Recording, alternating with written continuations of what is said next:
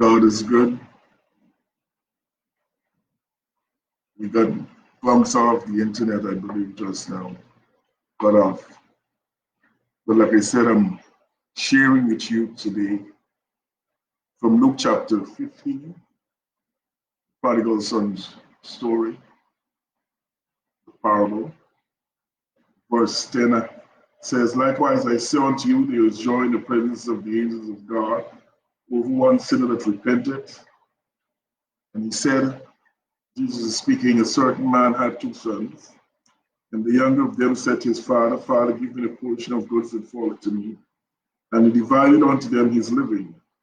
And not many days after, the younger son gathered all together and took his journey into a far country, and there wasted his substance with righteous living. And when he had spent all, there arose a mighty famine in that land, and he began to be in want. And he went to join himself to the citizens of that country, and sent him into his fields to feed swine. And he would fain have filled his belly with the husk that the swine did eat, and no man gave it unto him. And when he came to himself, he said, How many hired servants of my father's have bread enough to spare, and I perish with hunger. I will arise and go to my father, and will say unto him, Father, I have sinned against heaven and before thee, and I am no more worthy to be called thy son. Make me as one of thy hired servants. And he arose and came to his father. But when he was yet a great way off, his father saw him and had compassion on him, and ran and fell on his neck and kissed him. And he said unto him, Father, I have sinned against heaven and thy sight, and am no more to be called thy son. But the father said unto his servants, Bring forth the best robe, and put it on him, and put a ring on his hand, and shoes on his feet, and bring him the fatted calf, and kill it, and let us eat and be merry. For this my son was dead and is alive again. He was lost and is found. And they began to be merry.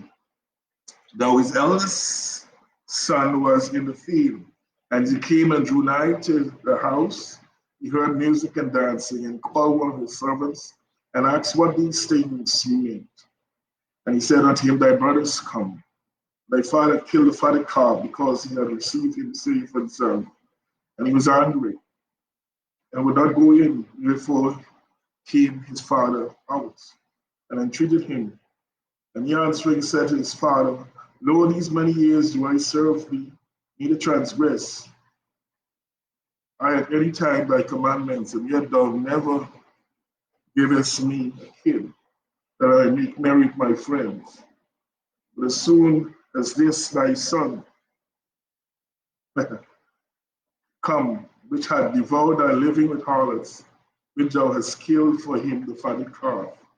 And he said unto him, Son, thou art ever with me, and all that is I have is thine. It was meet that we should make merry and be glad, for thy brother, which was dead and is alive again, and was lost and is found. This story, this parable is so touching in so many ways. From the beginning, we understand that this family, or the prodigal, was certainly possessors of wealth, and there was nothing wanting. But this younger son wanted what his father knew wasn't good for him. So he rebelled. He was definitely blinded and was such governed by appetite. Couldn't discern between good and evil. Everything he could have wanted, his father supplied that was good for him. But no matter what you do for people, if they want to go, they will go. If they want to leave, they will leave. And there is nothing you can do about it. In relationships, we see that. Someone will give the other person so much love and attention, and that person could walk out from them. Pastors could testify about doing their best for members, and they would, at times, some would just walk out of them. Sometimes you just can't keep people, you just gotta let them go. And not just let them go, you just gotta watch them go, because in spite of what you say, there's something that is pulling them on the other side, pulling them away from the experiences of life.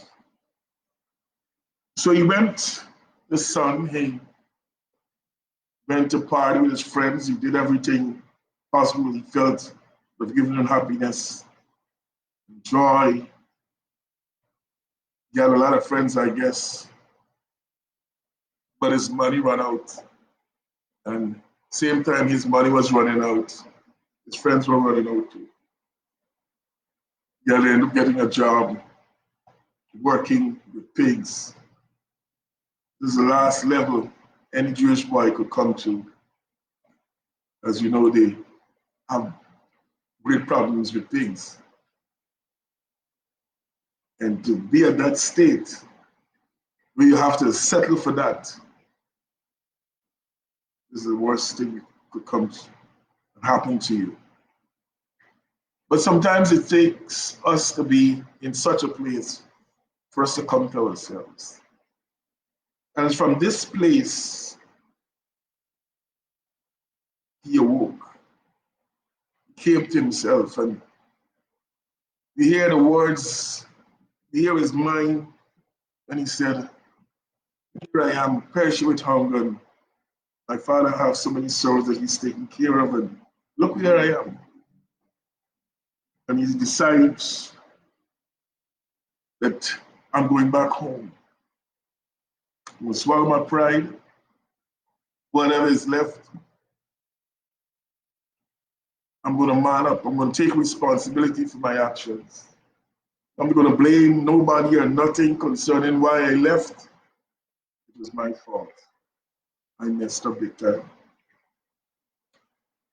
And when someone begins to operate in that level of humility, you know they have come to themselves. When you start blaming others, you haven't come to yourself yet. You got to go around the mountain one more time. Here is a man taking responsibility. Here is a man who is saying, I'm not going out like this. My life will not end like this. I'm in a bad place, but I refuse to commit suicide. I'm going to reconnect to my father. And the word of God says he heads in the direction of his father. His father sees him coming and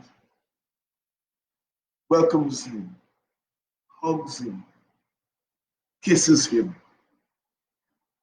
This is a father with a father's heart. You know, there's some men who got children, but they're fathers, or we call them fathers, but they don't have a father's heart. There's some pastors who are more kings than fathers. They rule, they don't have a father's heart. Pastors with a father's heart operate like this father in this parable. He sees him coming, he hugs him, kisses him. Well, the love he had for his son, time did not erode it, time did not change it. His love did not get cold, nor did he lose that love. There was no love lost. That's the power of real love. Wow. He's not showing anything in his son's face, because when you have that kind of love, it covers a multitude of sin. When you have that kind of love, you don't see what people did, but you see their brokenness, you see them like lost and they need help. And that's not a time to diss them, so to speak. This is a father embracing a son. So people are going to come back in this time to the house of God. And like this son, they had messed up to the point where one of the worst mess up people could do is when they talk the pastor's name, pulling down his family, do all kind of craziness against the church. Sometimes it's easy to forgive them if they just committed a sin and left. But when they commit a sin against you, try to break up the very church that God has put you to shepherd, it's another thing. But God is restoring persons like that to his house, and they're gonna come to us, and we gotta hug them, we gotta embrace them, we gotta show that Father's heart. So the word of God says that the Father said, let's put sandals in his feet, because slaves didn't used to wear sandals, but sons wore sandals. So the Father says, give him sandals, give him a robe, give him a ring. All these things are not just objects, but they're symbolic. They mean when you get these things, you got authority, you show your sonship. Wow. Father said, give him a party.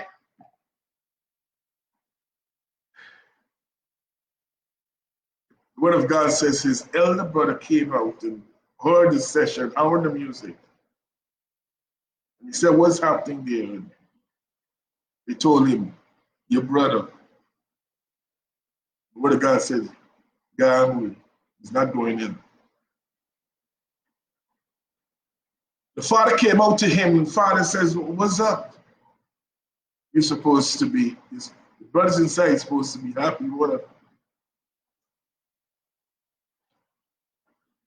The brother was angry, and we got a hint earlier in this parable when the word of God says the father would go and look out for the son. He never said the father and the brother. The father alone always used to go.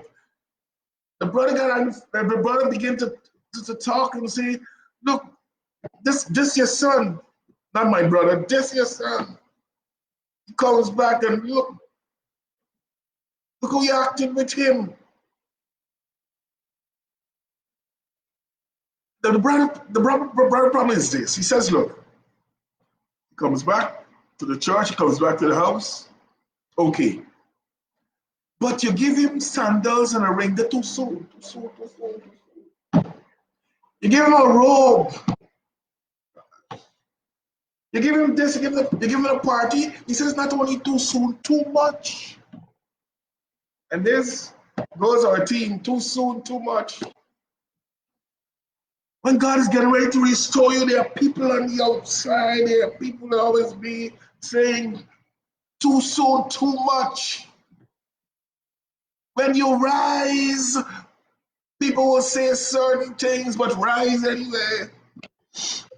Because restoration means being restored back to the place that you were.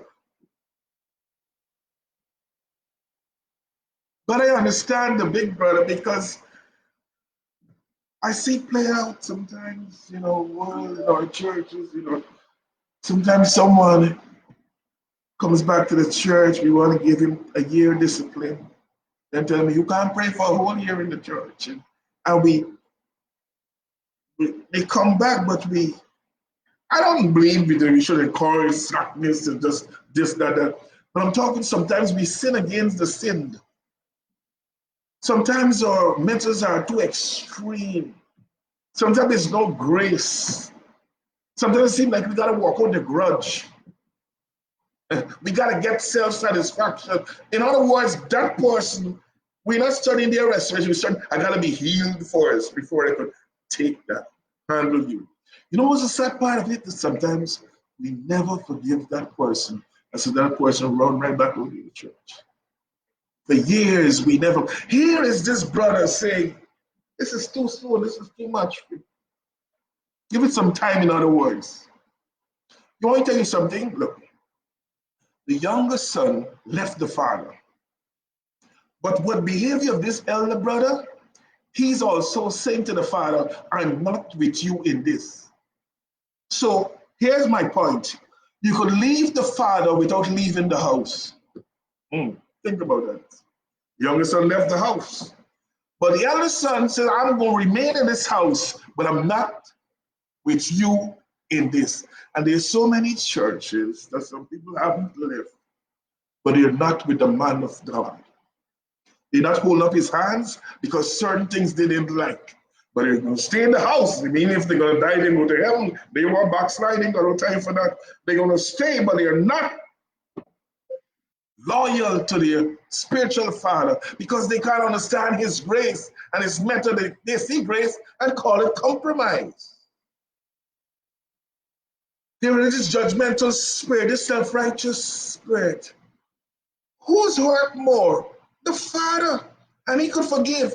You're the brother. You didn't lose no money. Most you had to do maybe work a little harder. But it's the father's labor that, and what he got from that labor, his son blew out. And if the father could forgive, then as a brother, flow. So the brother was saying too much too quick. And the father said to him, your brother was lost and he's found. Now he was dead, he's alive. In other words, you were telling me too much, too quick, too much. I'm telling you too limited. You're too limited because all you're thinking about is yourself. All you could see is your brother's faults. You're too limited. You don't understand this man was lost. This man could have died literally. You're not seeing the big picture that God has restored us as a family. You ready? Your brother died? So you're telling me it's too quick and I'm doing too much. And as your father, I'm telling you, I love you, but you're too limited. You need to grow up. You need to see things the way God would want you to see it.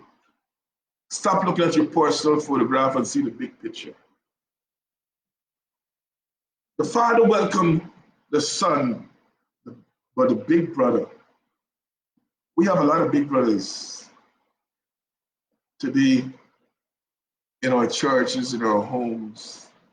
Big brothers that we want to respect. Big brothers that should know better. I spoke to the last time with God says the prey shall possess, because the parents who supposed to know better, they was telling God that our children will become prey, our wives will become prey. And God says, oh, you think I'm incompetent, you think I'm incapable, you know more than me. You know what your children will become. You is a senior, supposed before you lead right, you are telling me that you know more than me. You will not, if your children were listening now, they would have heard you said that the God that they serve, that everybody serves, is incapable. God says, you who know better should know better. You will die in the wilderness. Your sons, your little ones will possess the promise, the ones you call prey.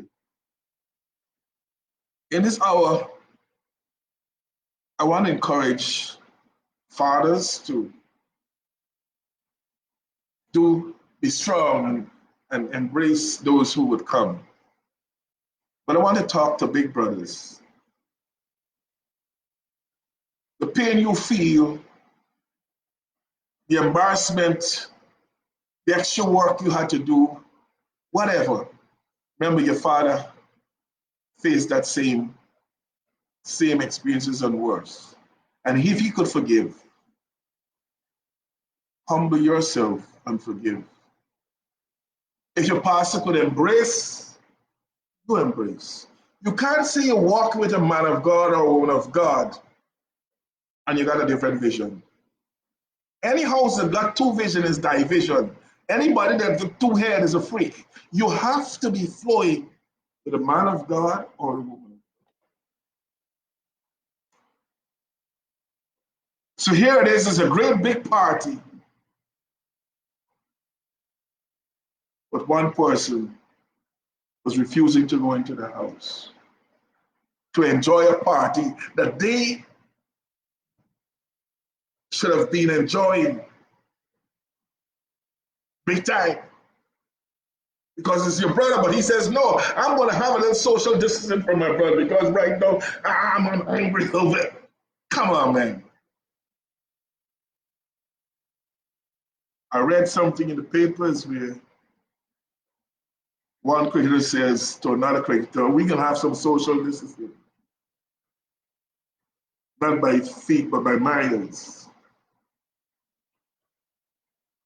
And the thing about it, sometimes in a church and organizations, different things, some people have you the same way, social distancing by miles.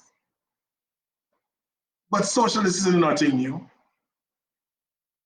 The prodigal son, brother, he was doing that. And his father was saying, see the big picture.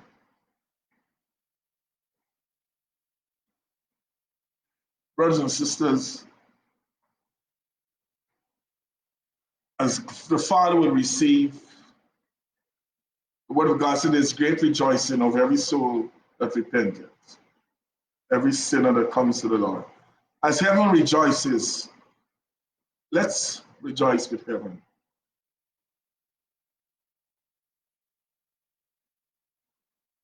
Let's support our spiritual leaders. Don't stress them out because this person come back or this person. Don't run them back out. Don't help nobody to go to hell. But this is what you can do. Make it easy for them to do right, but hard for them to do wrong. Be a kind of big brother that will be like the father, that will reflect the father. You see, the small brother had sins in the flesh. He ran to do his thing. But the big brother, he didn't adultery, fornicate. He got no flesh. He had things going on in the spirit. He got something in there, and forgiveness, them kind of thing. And sometimes we find that's why the word of God says, he without sin cast the first stone. Because all of us got something going on. But the problem is when some of us want to judge some of us, and harshly too. We got to stop that. And we have to have the kind of spirit that will accommodate those that God will allow to come in the church. It's his church. The son died on the cross. It's not our church. The gays accept the Lord and they want to come to the church. We got to embrace them. The drugs man, the lesbian, whoever accept the Lord and want to come to the church, we have to embrace them.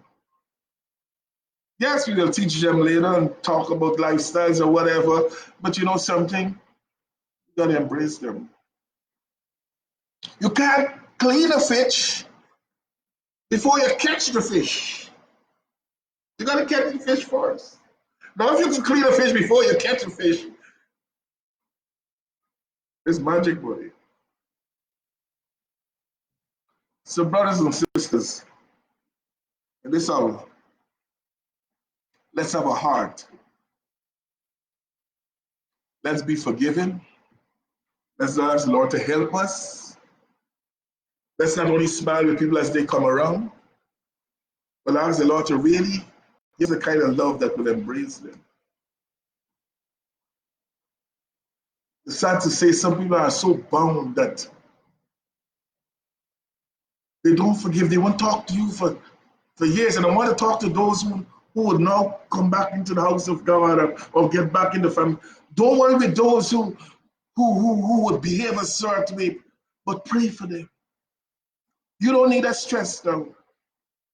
Try to avoid them If they see you avoid, be around people who are going to help you catch yourself back together. You were broken. You don't need anything that could push you over the edge. God is love. So today we see in one house, two sets of spirits manifest. The father manifested a spirit of love, and the brother, unforgiveness, resentment, you name them, he had them coming. But he never left the house. But he left the father. Stand with your leader in this hour. Pray, help hold up his hands. Encourage him, strengthen him.